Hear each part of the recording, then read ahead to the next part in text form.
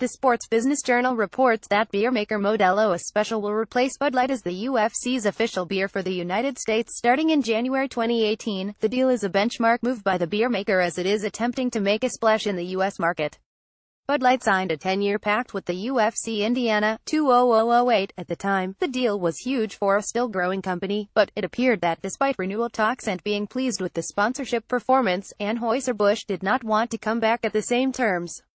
Financial terms were not disclosed, but the report indicates it rivals the $10 million deal the UFC had with InBev for the global sponsorship. The new deal with Modelo allows the UFC to negotiate sponsor deals with other beer companies outside of the United States.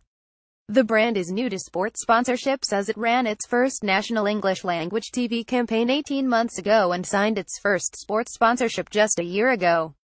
According to the Sports Business Journal, Modelo is attempting to make a move into sports, and this is the biggest deal thus far for the company. Perhaps a surprise, Modelo is the #1 beer of choice in the Los Angeles market. It is the fastest-growing beer in the U.S. over the last 5 years according to SBJ. Only sister brand Corona is the best-selling import beer.